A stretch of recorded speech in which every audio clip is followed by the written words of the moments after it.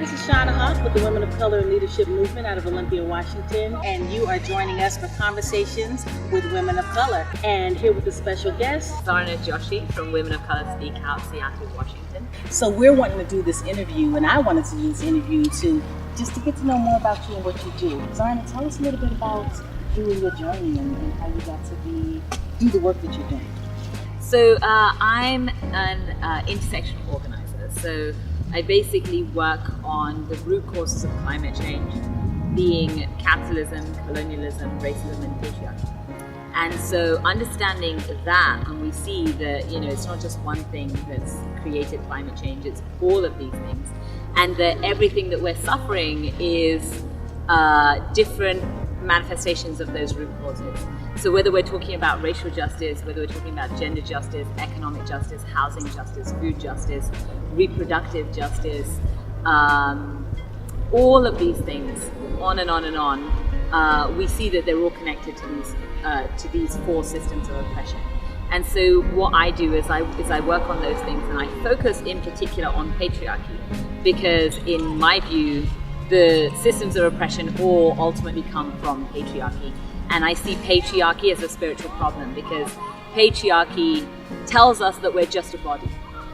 We're just a body, and if you're in a woman's body, or if you're in a person of color's body, a black body, a brown body, if you're in a trans body, if you're in a queer body, if you're in a disabled body, if you're in an animal's body, right, you are inherently devalued. If you're in a poor person's body, you have less value than the value of a rich person, the value of a white person, the value of a cis male person, etc., etc. And so when we do that, and when we're made into just a body, that takes away our soul, it takes away our minds, it takes away our hearts, and we then become an object for the capitalist empire to exploit. So in my view, that's where capitalism, colonialism, racism comes from, because if you're just a body, then other people are just bodies as well. That means you can go and take their stuff. You can go onto their lands and take their lands and take their resources and take their water and take their fossil fuels and take their resources and on and on and on, and claim them as yours because your body has more power and strength than their body. Right? So we see colonialism, we see racism, we see capitalism, we see ableism, we see speciesism. That's all coming from this very patriarchal idea of you are only your body. And that is a spiritual problem. So ultimately what I do is spiritual activism, where we have to actually look at ourselves as spiritual beings. We have to understand that every single person and every single living thing is a spiritual being. And if we can understand each other in that way, then we can connect in a way that is much deeper, in a way that it is spiritual, that is loving, that is compassionate. And if we do that, we are ultimately able to work towards collective liberation. And so that is what I do, and that means that I work on simultaneous issues. It means I mentor youth. It means I mentor men in how to dismantle their own patriarchy. I mentor people of color and women about our internalized oppression, because when you're told over and over and over again, since the moment that you're born, that you matter less, you have less value, you were born to please others, when you're told that enough, you start to believe it. And if you believe it, you then put that type of violence on others and retell that story. And that is one of the reasons why one of the biggest problems in patriarchy is the women who reinforce it. And in particular, the white women who reinforce it against women of color and queer and trans people of color. And so these are all things that I work on at the grassroots level, because that's the only place where change ever really comes, is at the grassroots level in communities. And so that's the work that I do. And I do direct action. I'm a vegan. For climate reasons. I was raised vegetarian by my family for spiritual reasons and cultural reasons, and I went completely vegan for climate reasons and social justice reasons, because animals are also made into objects by a patriarchal capitalist empire. Animals are also treated as if they exist for our pleasure, and that their consent doesn't matter, and that they don't have a right to exist if we decide we can just take them. And so that's one of the things that I do. I work on food justice, I work on food sovereignty issues, I work in solidarity with Indigenous people. I work in solidarity with queer and trans people, particularly queer and trans people of color. I work to make the climate movement a safe place for people of color, because we know the climate movement has always been led by people of color and Native people. But the problem is that the people who are in the news, the people who have all of the money and the resources with these giant green, non-profits, are white people. And yet they are not on the front lines, and therefore they have no understanding of how to actually deal with the problem, because they don't understand the systems of oppression. And so because of their own white supremacy, their own patriarchy, they keep people of color at the bottom in the movement. And that's a disaster, because we're going to lose that way. And so what I do is I work on educating white people so that they can understand how to be better allies, actual allies, as opposed to just using the word and not actually following through. And meanwhile, I work on making the climate movement a safer space for people of color, so that we can know that this is our place, this is our home. We should be leading, we should be at the forefront, we should be speaking, particularly women of color, particularly queer and trans people of color. That is our role, is that we should be in leadership. So that is the work that I do. So you mentioned a couple of things that just stirred up some questions. And one, I do want to bring up or talk about how trans and queer people of color, but in particular trans women and cis women, can come to the table. We were talking about a little bit about this earlier. Should come to the table and talk together without cis men, be it cis men of color or white cis men at the table. That's a conversation that needs to be had for our healing and our unity. And give us some thoughts on that. I think that, as a straight cis woman with straight cis privilege, I think that there's a great deal of work that needs to happen within cis circles, between cis women of color, to talk about our cis privilege, to talk about whether we have cis privilege, whether we have straight privilege, to talk about those things so that we can understand how we can be better allies to trans people, and particularly trans people of color. So I feel like that's the first conversation that needs to happen. I feel like there also needs to be a conversation amongst queer and trans people also, for their own benefit, about their own internalized issues, because as we said, like, we've all been told these stories so often, we've all had that reinforced so many times, that we have to do that work to actually peel back all of these layers of oppression, all of these lies that we've been told. And I feel like people need to have safe spaces to do that. And only when we have really been doing genuine work to peel back our cis sexism, our straight pride, all of those things, can we then try to create a safe space to have that joint conversation. Because if we don't do that, then we're just going to cause harm to people with less privilege than us. And that would be a disaster. That wouldn't be healing. So I feel like the first step for us as cis women of color is that we first need to work on our own stuff together in solidarity, so that we can try to deal with some of our own cis pride and some of our straight pride and all of those issues, all of those ways in which we have had some little pieces of power, and start to dismantle that within ourselves, because we shouldn't be gaining power by putting down anyone else, right? Ever. That's not liberation for anyone. And so as part of our struggle for our freedom, we also need to be understanding that our freedom is bound up in everyone else's freedom.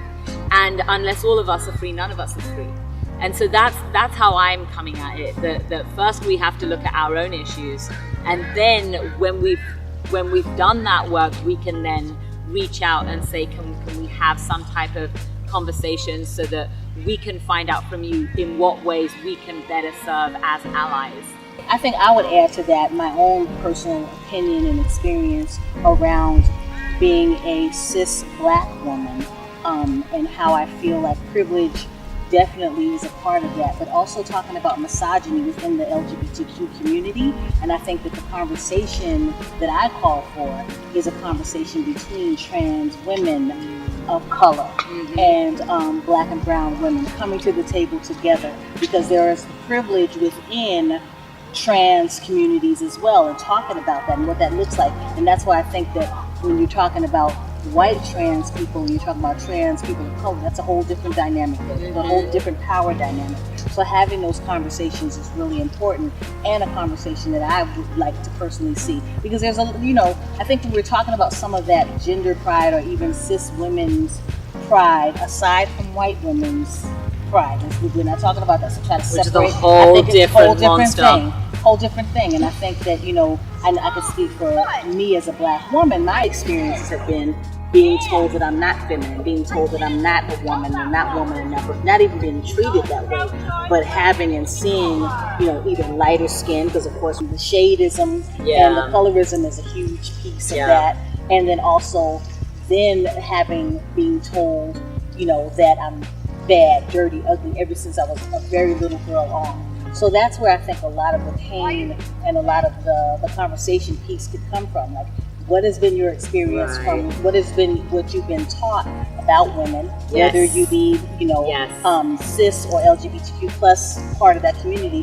Have you been told these negative messages about womanhood and about the divine feminine? I come from that place. And how does that play into these feelings of, I think, scarcity is what a lot of it is coming from. So definitely, you know, some powerful conversations to be had that I would love to facilitate and be a part of.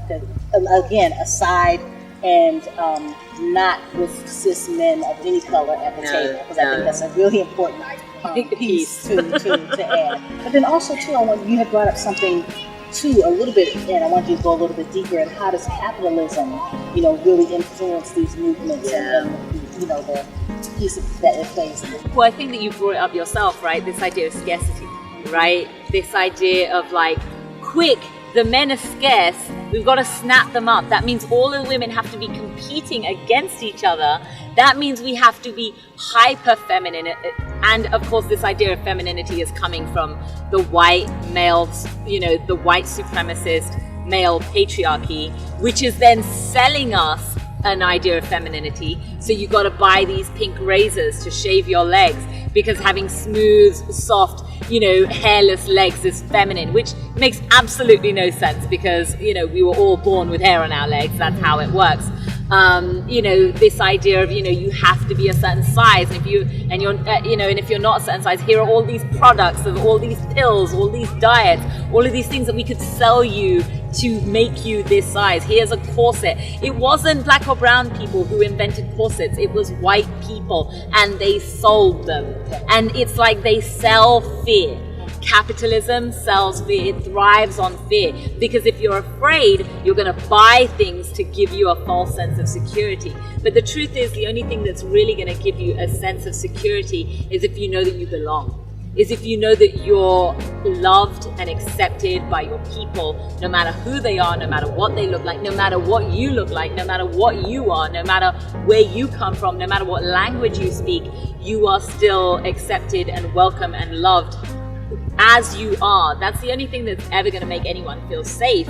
But instead, we're told we don't belong. We're told you have to conform. And if you don't conform, no one's going to want you. And then you're going to die poor and lonely. So you better go work for the man and make him money. And then if you're lucky, he'll give you a promotion.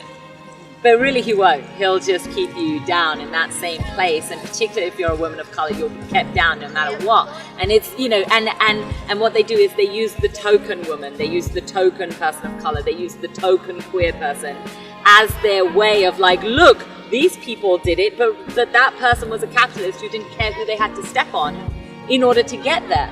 And it doesn't mean that they didn't struggle, but what it means is that those of us with conscience who want to bring everyone with us as opposed to fight with everyone else, it means that all of those people get left behind. So capitalism is in and of itself something that thrives on fear, thrives on scarcity, thrives on this idea that everyone is your competition. And so all of the women hate each other, as opposed to protecting each other. They hate each other because they're all competing for the same man, or they're competing for the same job, or they all want to be the ones who are on the magazine cover, or they all want to be the ones worshipped as the most beautiful looking woman in the whole world. But of course, the only one who's going to be deciding that is a white male.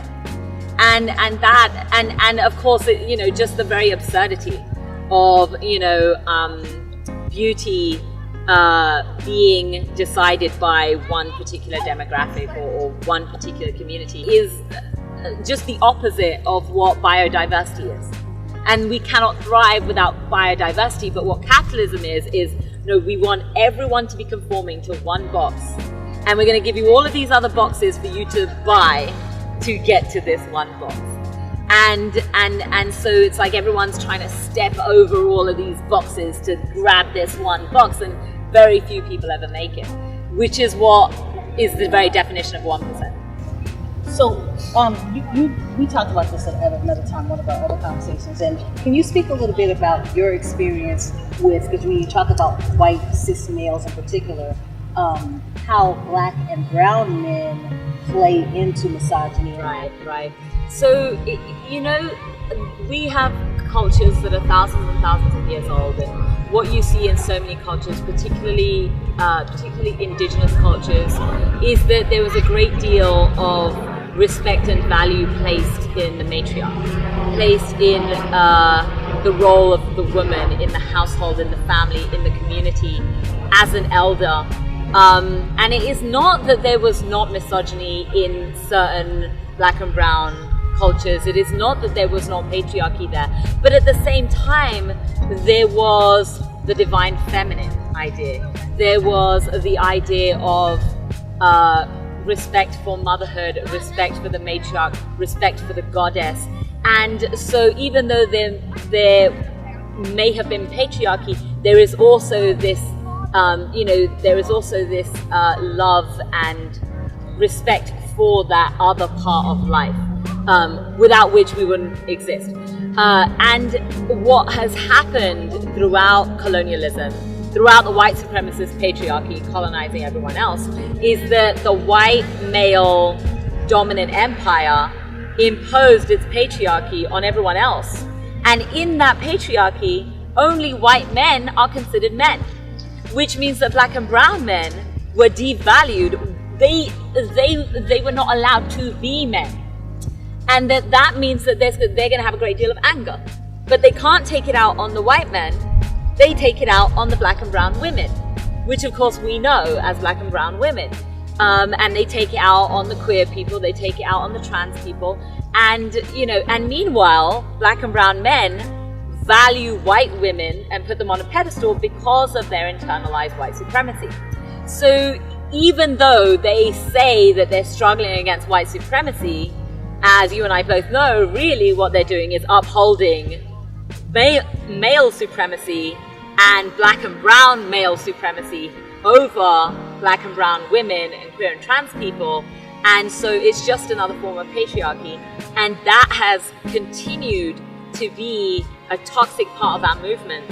And it's something that has to be dismantled, because if we don't dismantle it, again, we are not acting for collective liberation, and our movements are not safe. They're not safe spaces for women of color, and it has to be a safe space for women of color because we must be leading.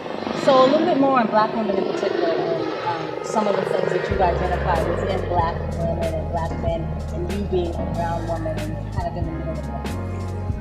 So as a brown woman, I know that I must be an ally to my black sisters.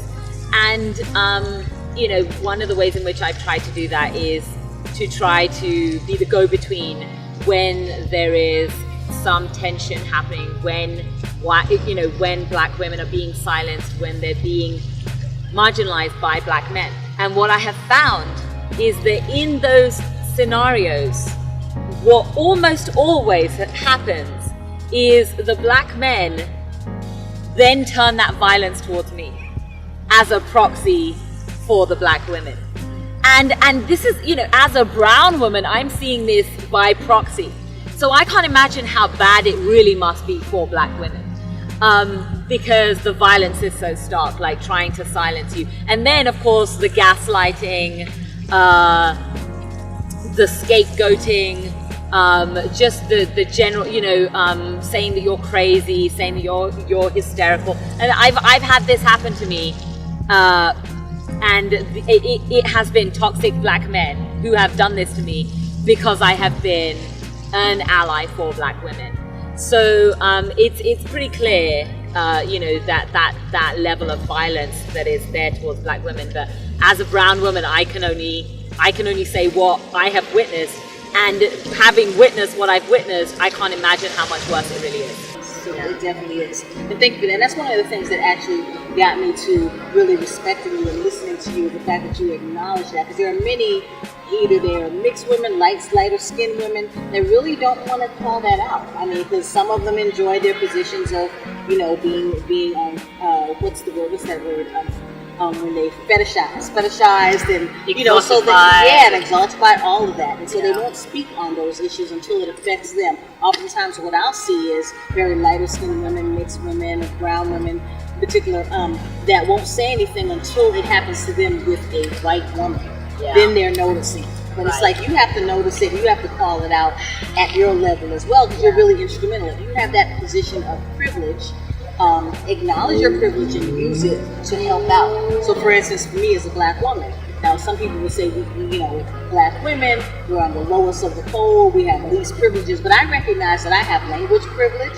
I recognize that I'm an American citizen and I have that privilege, and I've used those privileges to help my sisters, my sisters that are immigrants, my sisters that can't speak the language. I can come in because I've had to deal in particular with the public school system and having to deal with white women and seeing how that plays out with my own children in the public school system. So seeing it on a whole nother level with, women who don't speak the language, Spanish-speaking women from Eritrea, from different parts of Africa. I mean, it was just a whole nother eye-opening thing to do. And because I've had to deal with those battles, but I have the language privilege, I was able to go in and be an advocate for those women. So just to give an example of how that's allyship and using your privilege. Exactly. I mean, each of us have some type of privilege. And all of those privileges will manifest in different ways according to the situation. So global north privilege, right? The fact that we are in a global north country, when we have citizenship here, whether we speak the language, whether we've been to college, so there's class privilege, there's academic privilege, there's language privilege, there's global north privilege. I have class privilege. Right, so it's like when I'm in India, that plays a much bigger role in terms of how I'm able to speak and who I speak to, and who's willing to listen to me and who's not willing to listen to me, etc. Because of my caste privilege. But as someone who has those privileges, I have to acknowledge them and find a way to use them in a way that actually uplifts everyone's voices. Because if I'm not doing that, then I'm not really working for collective liberation. I'm only working for my own liberation, and that's not liberation. So it's not an easy journey. It's something that we all have to get to grips with, and we all have to acknowledge. But if I'm going to be saying to white people, you have to confront your fragility, you have to confront your privilege, I need to be looking at my own privilege and confronting all of those privileges. So if, it's like I can't say to a cis male, you need to be confronting your male privilege, if I am also not confronting my cis privilege, my straight privilege, my caste privilege, my light skin privilege, etc., etc. And so that is something that it's not easy to deal with. And one of the things that I found in dealing with patriarchy and in mentoring men is that mentoring white men seems to be, in a certain twisted way, easier than mentoring males of color. And the reason why is because I feel, this is my own personal feel, is that with the white men, they've already been doing some of that stuff when it comes to race. So they've already been trying to confront some of their own privilege from that type of angle, whereas the men of color have been coming at it as we're the victims, and now for the first time in their life they are having to actually realize, wait a minute, we have massive amounts of privilege, and that is very difficult for them to actually consider, especially when they don't really care about the people who are being harmed. Right. If you don't care about women of color, why would you care about doing anything about it? And if you wait until you have a daughter to dismantle rape culture, you are too late.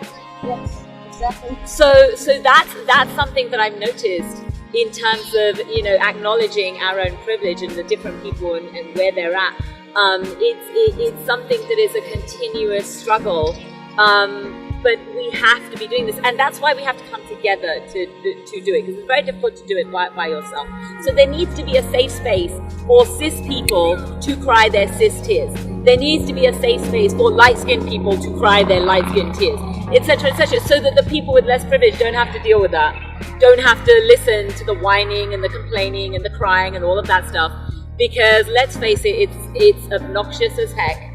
And we need to deal with it in a way. And it's not that we don't still need to process, we do still need to process, but we need to do it in a way that is not harming people with less privilege. So I know you talked about black and brown males, but does that also, how does that relate to white women?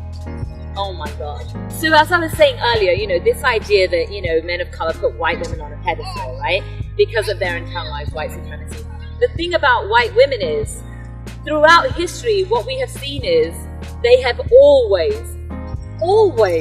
chosen their race over their gender. Always. At the Women's March, what did we see? We saw pink hats, symbolizing what? Pink pussies. Which frankly is offensive for multiple reasons. One reason, not all vaginas are pink. A second reason, not all women have vaginas.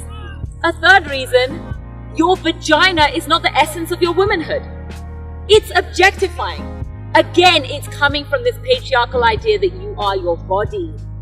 It's still putting people in the box that is their body, when what we understand as spiritual activists is that we are so much more than our bodies. And if you do not break free from that mentality, which is a white supremacist patriarchal mentality, white women with their white feminism are patriarchs. And that is why they have always chosen their race over their gender. That is why when it came to women fighting for the vote, the moment white women got the vote, they didn't care about the black and brown women not being able to vote. Forward to the 1950s, and you've got white women fighting for the right to work, while black and brown women have been working, raising their kids the whole time. Meanwhile, for pittance. And that still, to this day, is exactly what's happening when you see all these white women shopping every single weekend, buying umpteen pairs of clothes. But who made those clothes?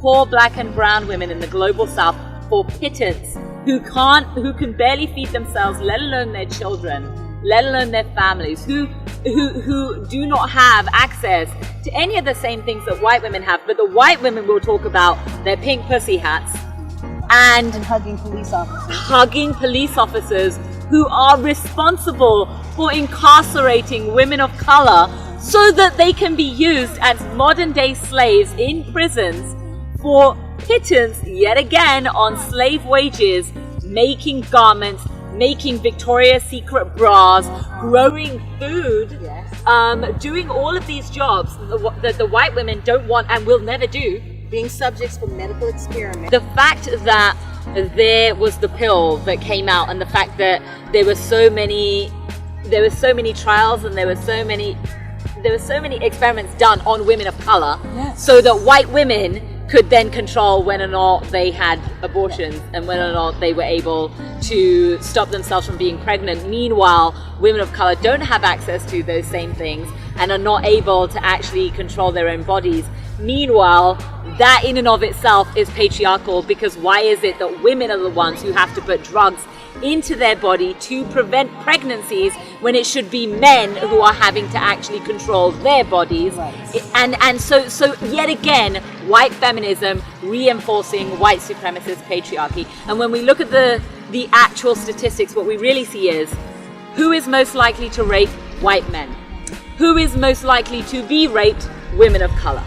And of women of color, it is, in this country, it is indigenous women who are most likely to be raped. Why? Because the fossil fuel workers come onto their lands and rape them and harm them and abduct them and traffic them. And then after that, mixed women, black women, and then after that, white women. And we could have a real good discussion about that. But black women are definitely on the highest of the list. As far as being killed, as far as being raped, as far as, and I think that for me, when we talk about black women's liberation, we talk about a whole system. We work from the bottom, which, we've been placed and put, and we work our way on through. Black women have been systematically raped, systematically, experimented on. The whole gynecological tool was done off the back of a black woman's slave. And so, as you were speaking to before, so that's something that, for me is really important to be verbalized. And yes, our Native sisters are definitely suffering. They're definitely being, murdered and tortured, and no laws are being, because they're on a reservation or what have you, they're not subject to the same kind of laws. And including on that is black women who have been definitely, we're not allowed to be victims. We're not allowed to, that's exactly they're not victims. They're oversexed. They're the judgments, the oversexed stereotypes that are in the media, what have you. There's an article, a really good article, Ain't I a Victim?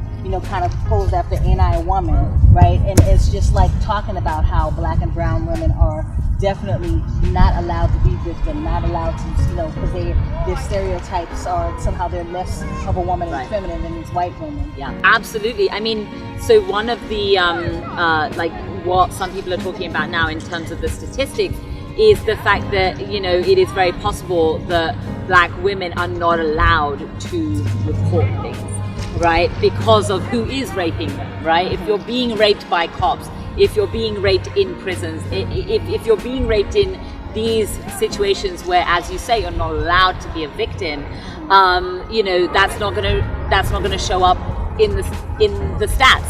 And so there are definite there are definite talks about what we see as gaps in the records. And of course, as we know, I mean, in the statistics of rape culture, it's barely a fraction of what is actually the case. Absolutely. And also too, I would like to add to that black women who are at a very high number of being raped by black men because of proximity, and also the guilt, the tribal guilt that has been heavily put upon them, you don't want to tell my that man because he's a victim. But that is a huge number that we don't talk about. Our celebrities, R. Kelly and whatnot, get away with victimizing. There's also one of the former one of the Black Panthers back, I can't think of the name, but you can definitely look this up, that wrote in his book, he wrote a book about how he would start by raping the young black women in the black communities to prepare for raping white women as revenge. But he knew that the black women were exposed, the young black girls were expendable, exposable. And many stories of that have come out. And so black men and brown men also rape. They've raped before. So that whole story and narrative of just white men raping is a falsehood. Yes, they do rape, but black and brown men also rape. Well, have been for centuries. Yes.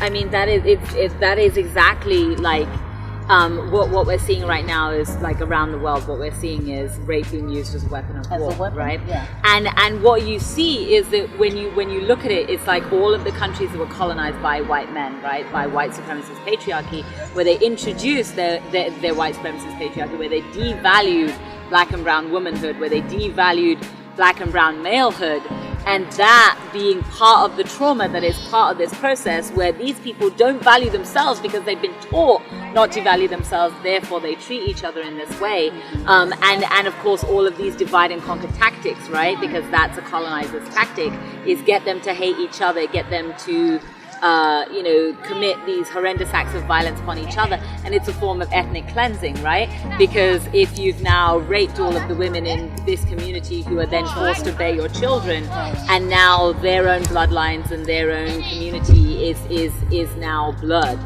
And so that's what we're seeing, as a result of these continual cycles of historical trauma that is being inflicted. And it's not like there was not rape back in the day. It's not like our communities didn't have these situations. But now we have the added trauma, the added cycles of devaluing, of dehumanizing, of white supremacy that has been now inflicted upon them that's creating an even more violent, horrific situation for the black and brown women and queer and trans people who also get raped, but that is wiped away from the statistics. And what I would also like to add is that it's not just black and brown women, but it's also black and brown children. Yes. That's hugely important. And we're not just talking about little girls, we're talking about little boys. I mean, so oftentimes those are the silent victims that get caught up in this, and of course to repeat the cycle. But what I'd like to do, let's bring us back, maybe this is going, bringing us full circle into what brought you to this work. Like, what was your own personal journey and story to get you passionate about this work? So I'm Indian and Hindu, and I was raised by very spiritual parents. They taught me a great deal about our own history, our own struggle against the British Empire, our own spirituality that celebrates and worships the divine feminine and the divine masculine, and the idea that is within all of us.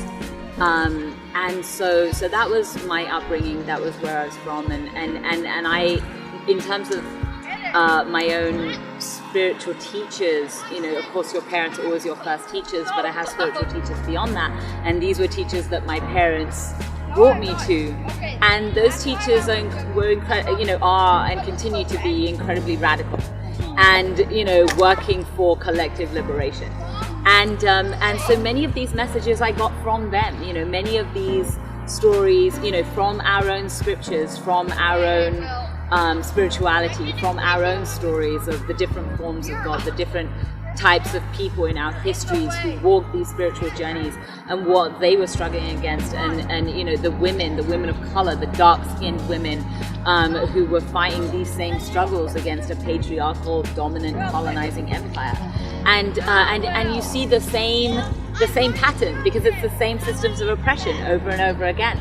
And so I was taught that, and they were using different words, like the social justice community has its own particular lingo, and my teachers were using our words and our language, but as I have been an activist for the climate, for the environment, for economic rights, etc., I have noticed that what we're saying in social justice circles is exactly what my teachers taught me, and so and that has just solidified my own commitment to spiritual activism and my own commitment to collective liberation and the understanding that we are not our bodies. And if we see ourselves as just our bodies, we will continue to be locked in this cycle of imprisonment. Because when we're talking about the prison system and the industrial prison complex, what my teachers taught me was this material world is a prison, and we are all prisoners in it. And we are locked into this prison because our ego has convinced us that we are our bodies. And we have to break free from that understanding in order to see everyone and everything as a spiritual being. And when you see that, you're going to work for everyone's liberation, and we can only be liberated with love. And that is what my teachers had taught me, using our words and our language. And in social justice, when I see that it's the same thing. It's just that people had not taken that logical step of talking about the spiritual aspect of it, because they were still stuck in this material sense of what is freedom and what is not. And so my work has been marrying the two things, has been to talk to people about what my teachers have taught me, and then putting that in the context of our social justice work so that they can see what the actual connections are to spiritual activism. Because any movements in the past that have been successful because they were spiritual movements. And they were successful because the people of those movements understood that they were not their bodies. And in spirituality, my gurus also taught me, you must be humble. You must know that you do not know. You must be willing to listen. You must be willing to open your heart and be compassionate to anyone so that they can tell you the truth. Because if you're not willing to listen to the truth, you're not willing to be free. And so that's where I'm coming from, and that has what has led me down this path. And in terms of my commitment to the climate, it's coming from that spiritual perspective of, this isn't just the climate, this is Mother Earth. This is the divine feminine. This is the mother of God. I mean, the wife of God. The planet that God manifests in many, many different forms, in multiple different forms, in all of us. And so when I see it that way, and I've always seen it that way because that's how my parents taught me to see it, that's how my mother taught me to see it, it is a spiritual commitment to me. It's not just about, will we have a livable planet? It's about the fact that Mother Earth should be allowed to breathe. It's not even just us, it's her. That we are committing violence upon her. And that in and of itself is a crime. That must be stopped. How can we commit violence upon our own mother? How can we allow that? So I'm coming from that perspective of, if we all want to be free, Mother Earth needs to be free too. So I'm gonna close this out. Are there any last minute pieces of information, or maybe you want some people to know what you got coming up next for yourself? And so Women of Color Speak Out, we're on Facebook. You can find us on Facebook. Look up WOC Speak Out on Facebook. Our website is wocspeakout.com. I also am a mentor for youth and youth of color, and there's one particular group called 0 Hour, and they recently did national and international action on July 21st, where they marched in DC and the Bay Area and LA and New York and Sao Paulo and London and Nuremberg and Butere, Kenya, and in all of these places. And their platform is a radical social justice, climate justice platform, integrating the science required for a livable planet and the methods necessary for justice and liberation for all. And I was part of that process with these youth. They're radical. Look them up. This is 0hour.org. Support their work. This is the work that needs to be done. And these are the people that we should be supporting. We should be supporting the people on the front lines of any movement, because they should be leading that movement, whether it's women of color, whether it's youth of color, because as you said, children are the ones who are suffering the most. And who are we doing this for if not them? So definitely look that up. This is 0hour.org, wocspeakout.com. We're on Facebook. They're on Twitter. They're on Facebook. They're on Instagram. Just go hashtag this is 0 Hour. Thank you so much. So this has been Shauna Hawk with the Women of Color and Leadership Movement, and you're joining us for one of our first of many conversations on women of color and leadership and how they're doing their movements, and we hope to have many more. And you can find Women of Color and Leadership Movement on Facebook right now. We're working on our website and more things to come. So thank you so much, Zarna. Thank you. And we'll be back at you. Be good to yourself. Peace.